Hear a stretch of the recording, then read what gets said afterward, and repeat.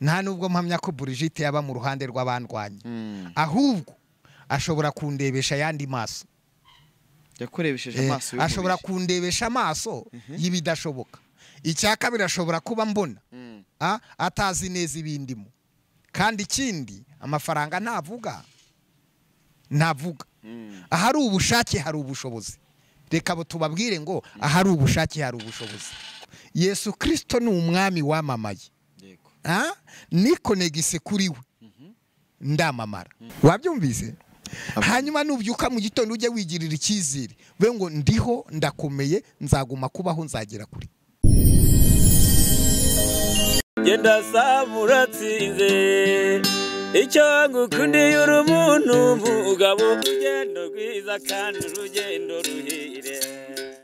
Benshi mu baciye batanga ubuhamya. Nari mfite ikibazo cyo kubura urubyaro kubera ikibazo cy'imisemburo mike nari mfite, naje kugana ivuriro Eva Life riramfasha, ubu nanjye mfite umwana. Mu ivuriro Eva Life nayivurije ibibazo by'umwijima n'iby'amabanga y'abashakanye. Mwabyiyumviye ni ivuriro Eva Life rikorera Nyabugogo ku mashyirahamwe rimaze kuba ubukombe mu Rwanda no hanze yarwo mu kuvura indwara bakoresheje imiti y'ibimera kandi itunganyijwe neza mu buryo bw'ibinini, poudre cyangwa liquide.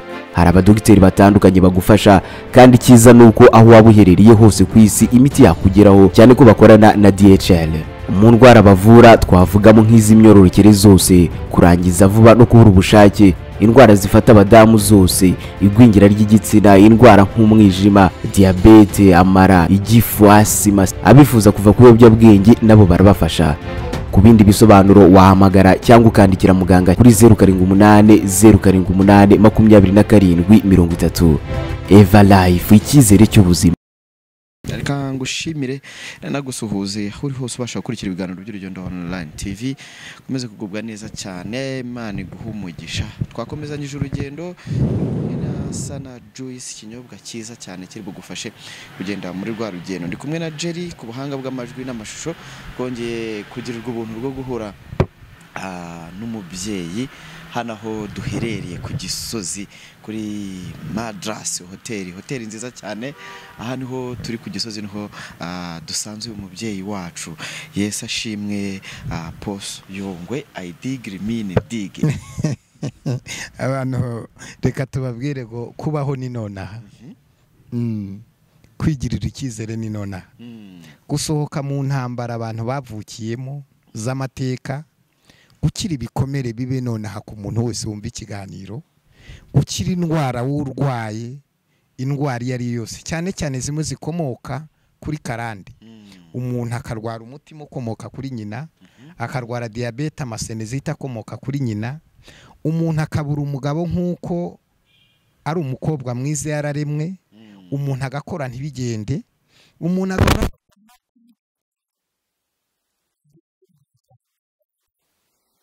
Reka tubwire abantu ngo ayidigire imini dig, kwirukana ibyo ni nona simeruka ku mbuga narindi kwiyubaka, kwirukana ibyo ni nona, gukuraho igisebo, izina ribi wiswe igisebo katika jina la Yesu, ni izina rimwe rya Yesu wapfuye akazuka umunyanazareti.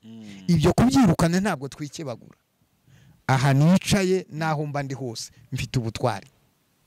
Tubwira abantu ngo gukira ni nona. Amen. Tunabasengera Imana, dusengera n'ikiganiro mu izina rya Yesu Kristo wapfuye akazuka, izina rikiza indwara, rikiza abasazi, ribohora ababoshye, rikora imirimo n'ibitangaza. Ndavunaguye imbaraga za Satani zarizo zose, nkinguye urugi, nkinguye ikirere kugira ngo abantu bakire kandi babohoke nonaha, bahure n'ijambo ry'Imana n'imbaraga z'ibyo tugiye kuvuga muri iki kiganiro mu izina rya Yesu. Amen. Amen. Ndahera ku kintu cyo kukubwira ngo felicitation cyangwa congratulation. Mugani sinzi umuntu arya nitebo bose babiri aravuze ngo barajyahe kwijuru ritabaye.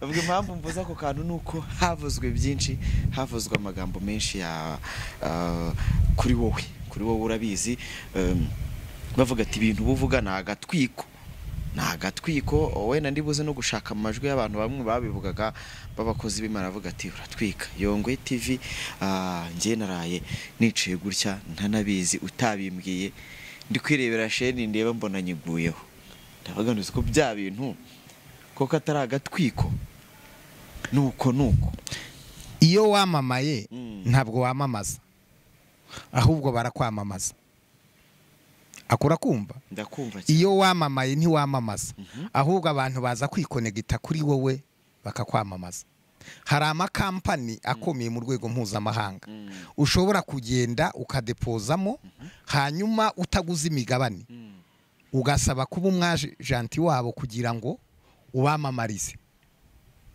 kandi muri kwa kubamamariza ugakira ugatera imbere ukaguka nawe bakazaza kukuguraho.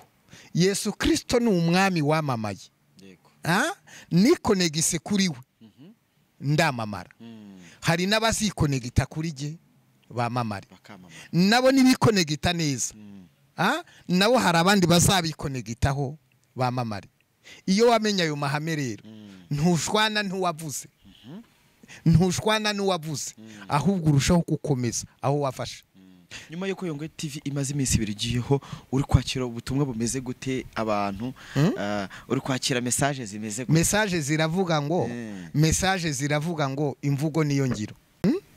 Bari kunyibutsa ibyo navuze nzarocinga muri uyu mwaka.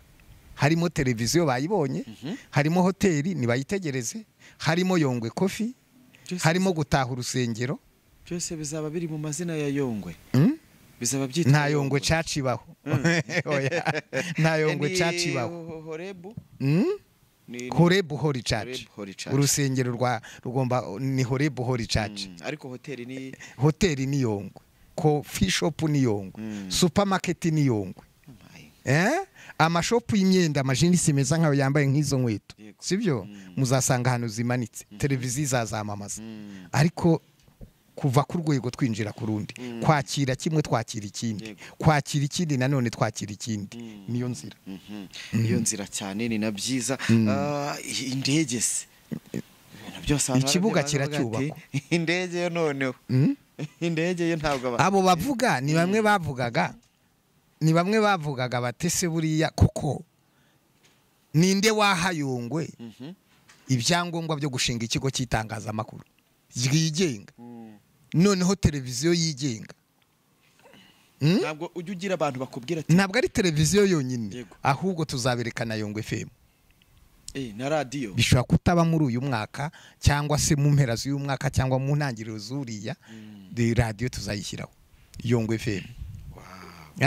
Ni byiza cyane. Noneho rero mbwira ukuntu bino bintu imbaraga zo kugiye kubiyobora ugiye kuyobora abantu biza ama masters uyobora abantu biza bafite ama lisanse abana barangije amasegonderi kandi wowe ujya wivugira ati amashuri yawe harya nangaye.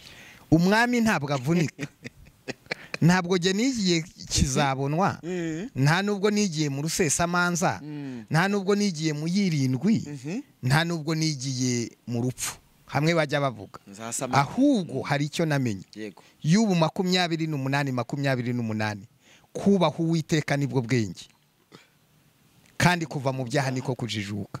Amen. Icya kabiri ubwenge bwose isi koresha ushingiye kuri Bibiliya yera maze kuyisoma nyizenguruka inshuro zitari hasi yenye nyisoma kuva ku rupapuro rwa mbere rukagaruka nuwo n'igihugu gifite imiyoborere myiza buriya kiba gisoma Korowani cyangwa Bibiliya. Wabyumvise? Ubwenge rero mfite bukomoka mu kwizera ibyanditswe byera. Naranize kuko itegeko ry'u Rwanda rinyemera kuba nakwiyamamaza nk'abasenateri iyo uzi kwandika ikinyarwanda neza nko kukivuga. Wabyumvise? Uzi kwandika ikinyarwanda neza no kukivuga. Kabiri ndiyuzuriza mu cyongereza no mu giswahili no mu gifaransa kuko aho ngenda habonye ko nta musemuzi njyana kandi maze kujya mu bihugu birenga 100. Ndashimira Imana. Ayo ntize rero mfite abana biga mu mashuri akomeye bari kuyiga. Gatatu nzabiyobora nte imana ntabwo iguha umugisha ngo urare udasinziriye iguha umugisha kugira ngo uryame ahubwo utekereze ibindi njye ntabwo nyobora radiyo njye nashinze ikigo ndi umushoramari hari abize kujera rero bizinesi kuzimanajinga abo bari mu kazi wababonye hari abize itangazamakuru baradepoje bamwe baratangiye hari abize kamera editing bari mu kazi jewe ahubwo nagiye gushaka ikindi kiruti icyo cyarangiye ntabwo nkigitekereza sinekereza ibya televiziyo ibyo byarangiye hari abari kubikora natatse ibindi hoteli ni ryari hoteli reka tube tubyihoreye urumva umuntu ashobora kuba yajya hariya nk'uko wari ubimbajije ngo idashinga ntibyina ariko iyo babonye ya yindi idashinga yabyinye iyo umuziki uryoshye nabo barabyina ako wakumvise idashinga ntibyina ariko iyo yashinze ikabyina umuziki ukaba uryoshye neza buri message batangiye kwakira harimo iz'abantu bakubwiraga ko bitashoboka bapingaga harimo mu butumwa cyangwa se muri babantu tuzi bajya bavuga bya Yongwe oya hari abantu bazi Imana ya Yongwe hari n'abantu batazi Imana ya Yongwe umuntu uzi amateka ya Yongwe hahandi mu muhanda uzi amateka ya Yongwe mu gakinjiro uzi amateka ya Yongwe ari mwarimu mu gakinjiro akigaragambya atabuze icyarya atashonje agasezera umushahara wa mwarimu kabangwa agiye gutangira horebu adeperi yose abasaza bakampamagara nkabwira nti hari icyo numvise ntimana yavuganye nanjye abo ntabwo batinya mu bitabo by'abantu bizera muri iki gihugu nanjye nakwandikwamo ndiyaminiye nawe bagushyize ku rutonde rw'abantu bizera bavuga ngo shaka abapasitoro 7 bizera mu gihugu nzi ko wanshyiramo wabyumvise ntabwo rero umuntu uziyo Imana ya Yongwe n'amasengesho ya Yongwe no kwizera kwanjye n'uburyo Imana yahagurukije Yongwe ntabwo ibyo yashidikanye none ko hari abo muhuje ivuga butumwa abapasteri bagenzi bawe ndavuga nka Brigitte hari ikiganiro numvisha ariko vuga tereka byose ibyo tugakomoza inyuma muri za ntambara zashize za Pastor Joel Makuru barabihakana hari nzi nk'aba Brigitte yego Brigitte nuhe Brigitte Bishop okay damu w'inzobe icyo nzi ko Brigitte atari umwanzi wanjye sibyo atari umwanzi wanjye ntabwo Brigitte ari umwanzi wanjye nta nubwo mpamya ko Brigitte yaba mu ruhande rw'abandwanye ahubwo ashobora kundebesha yandi maso yakorebesheje amaso ashobora kundebesha amaso y'ibidashoboka icyaka birashobora kuba mbona atazi neza ibindimo kandi ikindi amafaranga ntavuga ahari ubushake hari ubushobozi reka bo tubabwire ngo ahari ubushake hari ubushobozi kubera icyo abantu ahari n'ikibazo hari umushinga ahari ubushake hari ubushobozi ahari ibibazo buri ubonye umusozi uriho ibibazo ukagenda ukiga umushinga wahita ukira abo tubabwire ngo nibikonegite bose kubera icyo abantu baba bafite abantu bose baba bafite imyumvire yo kumva ko umukozi w'Imana amuvuga butumwa umuhanuzi ari babandi nyine tuba turi kubona bari mu mazi nk'akavideo ndi kubona mu kanya bo ku karago budukweto twahingamye bajya gusenga kubera iki bumva ko bitashoboka yuko igikorwa nk'iki kinini abantu benshi baba bari kubipima ibyo bintu abenshi babikura ku myumvire y'abazungu batubwirije ubutumwa bwaturutse Norvège na za Suède bwabwiraga umukristo ngo nimugakunde iby'isi ababikunze bararimbutse babuze ubugingo iwacu ni mu ijuru niho dutegereje umukiza ko azava uwo mukiza ari we Yesu Kristo none iyo nyigisho ikakubwira ngo uko wabaho kose ugakena ukajya mu ijuru ni byiza bakakubwira ko twebwe twagezeyo impanda yavuga tugataha nta kindi abakristo bakurira muri iyo sanse abashumba bikuriramo babyimikirwamo ibitekerezo nk'ibyo byo kudakora kuko twebwe isi ntacyo tuzayikuramwo isi atari iyacu nta nicyo tuzayikuramo noneho rero banabona abantu banabona umuntu wazamutse wateye imbere banabona umuntu wazamutse wateye imbere banabona umuntu wazamutse wateye imbere batishano ryaguye yaguye yataye Imana abadayimoni bamufashe Imana ntikimwemera yagiye kuzimu yivanze n'ibyisi ariko sibyo Bibiliya avuga ngo Bibiliya avuga hari akantu nashyize kuri sitati yanjye nimugoroba umuntu ahita agasikana arakanyohereza ngubwo abonye televiziyo ngubwo Imana yaduhaye umwana wayo w'ikinege niko biba ngo izamuduha ngo izaburite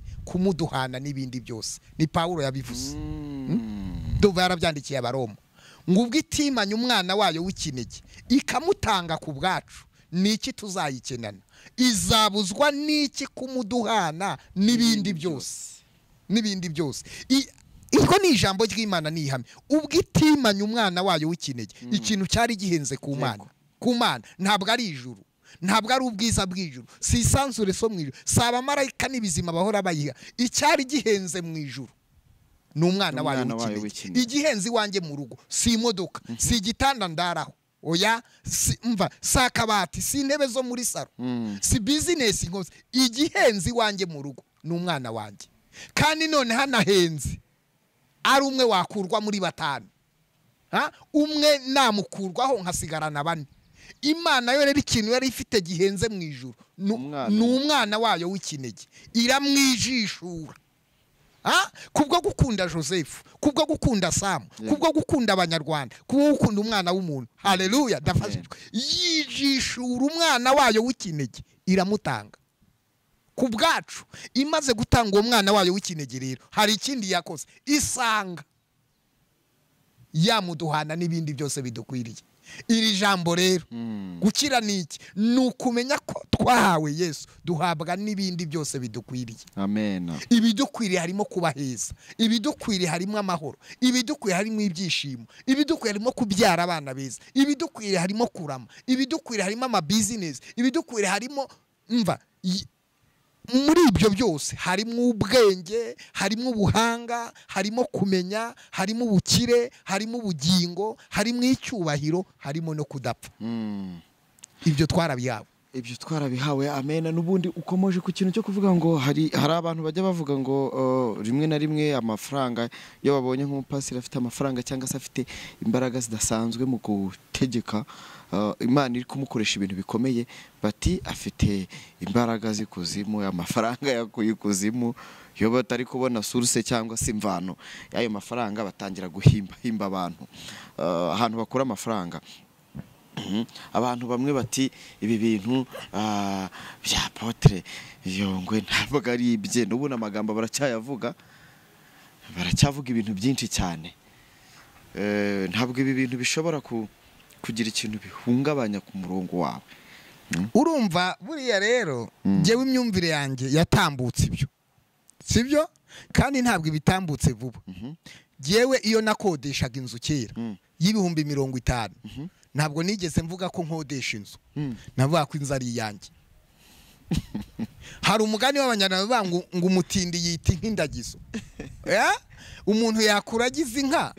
hanyuma ukayivanga ngo inka ni indagizo ukayifata nabi kuko ari indagizo inku yiti yawe icyo nshatse kuvuga niki gukira no guhindura imyumvire nukodesha inzu uzavuye ngo iyi nzu ni iyanjye kuko wayishyuye iminsi 30 wabyumvise hanyuma nubyuka mu gitondo ujye wigirira icyizere we ngo ndiho ndakomeye nzaguma kubaho nzagera kuri iyo ijwi ryatangiye kukubwira ko uri umukene ko bidakunda ntibizakunda iteka twerera ayo majwi twarayanesheje ntabwo ndi kwita ku byo abantu bavuga ndita ku byo ndi kugeraho ndita no ku byo nivugaho kuko abantu bataravuga ndivuga hari abantu bari kuri televiziyo bati twemeye ngo nabemeje nemeza abandi nemeza abantu kabemeza abana b'abantu wabemeza Yesu yazuye Lazaro Yesu yakoze ibitangaza mu Isiraheli abasazi barakira bamugaye barahaguruka baragenda ariko nibemeye uremeza abapasitoro mugendana uremeza abapasitoro bagututse uremeza abagusebya nibikunda reba ibikureba ubundi ntibazemera nawe ngo no mu mujyi wa Kigali hari abantu bakivuga ko muri Kigali hari ibyondo mu mihanda ya Kigali ko kaburimbi itarahagera kandi bakabifata nk'ihame naho u Rwanda rugeze umuntu aratwita bagatangira bavanga aritwitisha yagera muri 6 igaragaye inda ngo atwita amabuye yagera mu mezi 9 bati uretse uzareba icyo azabyara icyana kituzuye yabyara ntibemere yashorera umwana w'igitambambuga muri myaka 3 n'itanu bati dore uko gisa urashaka kwemeza abantu reka tubwirize ubutumwa bwiza naho hiti yo kwemeza abantu abayishaka bazahitinga wambara neza umuntu akajya hariya ngo nibyo watiye wagura imodoka ngo ni inkodeshanyo waba ufite nyinshi ngo uri umukomisiyoneri wagira nyinshi gura umukomisiyoneri wabyumvise izo ni ingorane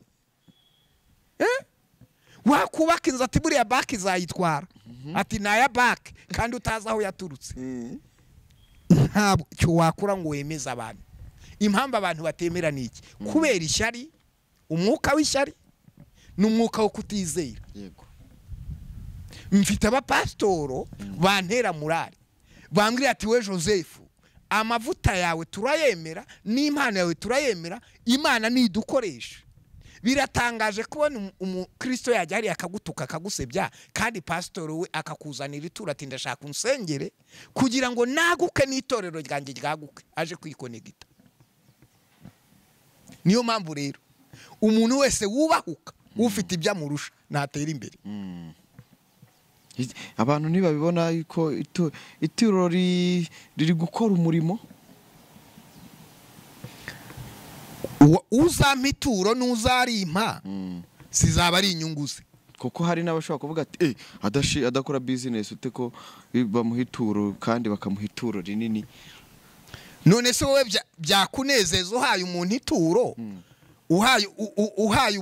uhaye umuntu ituro ejo ukazabona ari mu muhanda asa nabi. Ega nayo bagumugisha mubonye mukoreshe neza, mucunguza uburyo umwete kuko igihe ari gitoya mu buryo bw'umwuka mucunguza uburyo umwete. Muri business uri gukora hari amahirwe twabonye tuyapfusha ubusa. Yego, icyo Abanyarwanda ntibacyumva. Nawe ubwawe hari abantu babonye amahirwe bayapfusha ubusa kandi amahirwe yapfuye ubusa ntagaruka. Imana niguha akazi gakore ukubahe we gupfusha ubusa akazi.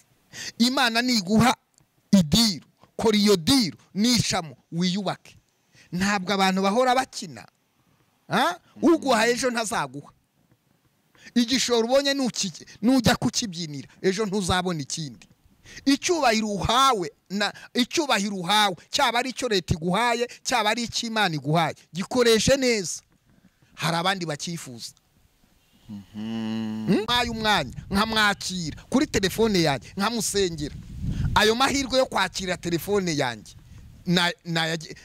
nayabyaza umusaruro kuko hari abampamagaye mba nitabye kubera akazi kenshi. Niba mwe ngo ngwino ngukore deliverance wiza n'umutwe munini ngwino bati mpamagawe n'Imana n'umukozi w'Imana. Imana impamagariye mu mukozi wayo kugira ngo nkire uze wizeye gukira. Niba unatanze ituro ubibye mu butaka bwiza nawe uzasarura. Ayo niyo mahama abantu batamenya. Iyo utanze ituro nturikurikirana ngo ushyireho amabwiriza yuko barya ngo unategeke ngo rizakora ibi. Oya, ibyo ntibikureba. Nyanyagiza imbuto yawe wigendere umurimo ukoze uzawusanga imbere. Bivuga ngo mu bikorwa abantu bagiye kubona hariho n'uruhare rw'ituro.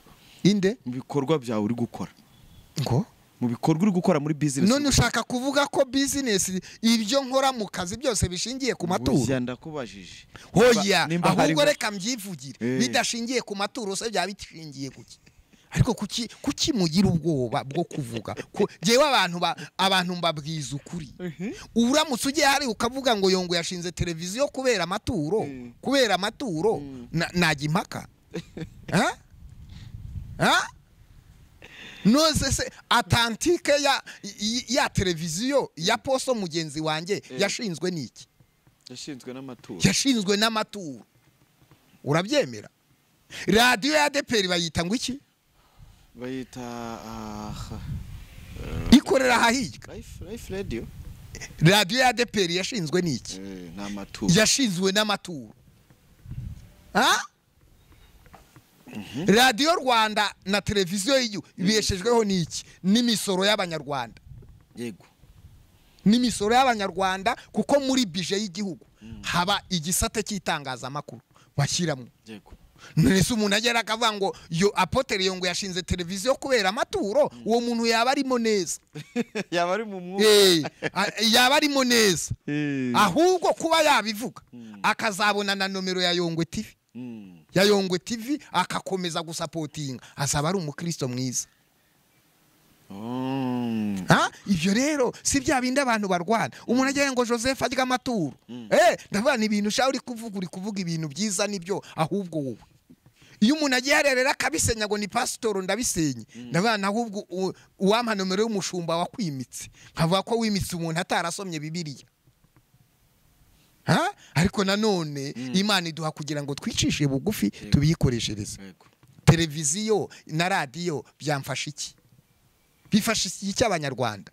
Twatanze akazi ku bajeni barangije bafite masters mu itangazamakuru.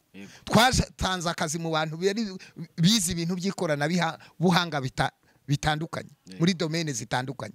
Gatatu, hariho nivuga butumwa tuzatanga imisoro. Kane, navugiraga kuri cano, Imana impaye kuvuga amasaha nshaka, isi yose inyumva. Icyo gikorwa rero ni cyubahwe. Kukigeraho rero Imana yarabivuze, ndabisengera, ntanga ibyo ntunze kugira ngo mbibone, n'abantu bampa inkunga. Imana ibaho umugisha cyane. Nibahabwa umugisha kandi baracyana zitanga. Ega Mose ntashobora gupfa Yosuwa ataraboneka. Niba Imana yaravuze ko nzahabwa umugisha, jya hariya untuke, jya hariya usebanye, jya hariya urwane, tegura amarozi, tongera. Umugisha Imana yavuze ntuza gukurwaho n'amagambo yawe. Imana yavuze umugisha. Icyo ni icyambere. Kabiri, Imana niba yaravuze ko nzayikorera, ndacyari mu kazi. Iyo uri mu kazi k'Imana rero menya ko ukarimo, ibindi byose biraguma bikorwa. Wenda uyu munsi ntago ndi bukubaza ibintu byinshi cyane, narinje kugira ngo twereke abantu koko nubwo nubundi babibonye, ariko wenda hari n'abantu wenda batari ntabwo turarocinga televiziyo, turi kukina indirimbo, imiziki n'amafilimi.